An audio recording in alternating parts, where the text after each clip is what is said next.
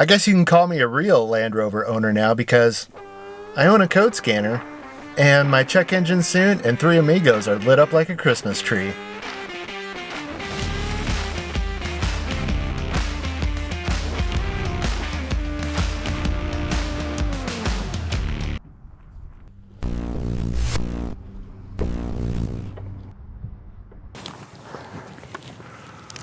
Well, I think it's about time for an update on the Land Rover. I've had her now about 8 or 9 months and put on about 1,500 miles, which, considering what I wanted to do this summer, definitely was not enough. I just want to give you an update on everything I've done so far over the summer to my rig, which surprisingly really isn't that much because I bought her already with the 2-inch lift and a lot of things already going on with her. The first thing I changed was the rear bumper. It was broken and cracked from being rear-ended a while back, and it was starting to fall apart. It was right underneath the ladder where you walk up, where I just did, and I just knew eventually it was just going to completely break off. So I picked up a used one recently, and it looks perfect. Almost looks brand new. So great $100 spent there. Also out back, I added a bike rack onto the spare tire, which is perfect because obviously I'm not putting one on the roof rack.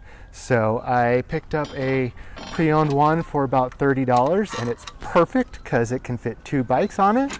And the new mountain bike I got, which I'll give you a review here in the near future, absolutely loving. Picked it up, got a great value, super excited to be mountain biking again.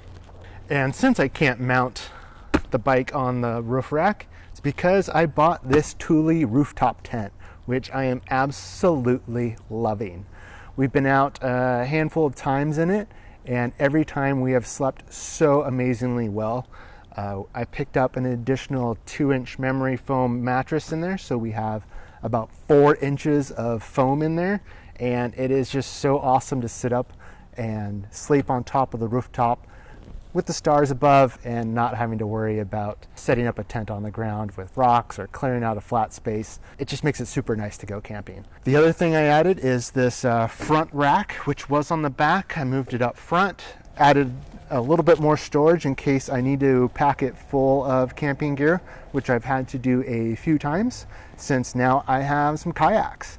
I picked up some Oru kayaks, and those definitely take up a little bit more space, so it's good to have a little bit more room up here. I take a couple totes, strap them down, and can carry a little bit more stuff. When I do have that front filled up, what I did was I removed one of the rear seats, which provided a lot more room.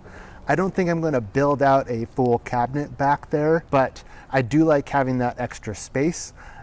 And doing so, I noticed that there once again was an aftermarket stereo, which I hate. I don't know why every time I get a used car, there's an aftermarket stereo built in there with power lines and everything running through there, and to me it's just a fire risk. I don't care that much about music. Junk. It just makes everything a lot cleaner in there. Thankfully, not all the speakers will run through there, so I still do get some radio. Other than that, though, I really haven't done anything else. I have absolutely been loving the rig. It is perfect. I obviously have shown you that my fuel economy is not too good, but I will be probably picking up some new BFG KO2s this winter for when it snows. And then next year, I'm excited to get on a little bit more overlanding trips. I have a few that I wanted to do this year, get down into Central Oregon and Bend and over into Yakima, but just didn't get out to doing that. So hopefully next summer, I'll probably be a lot more prepared and actually plan some stuff throughout the winter. So I'm super excited to get up and doing those next year. But for now, I figure it's probably a good time to finally give it its first car wash. So let's go do that.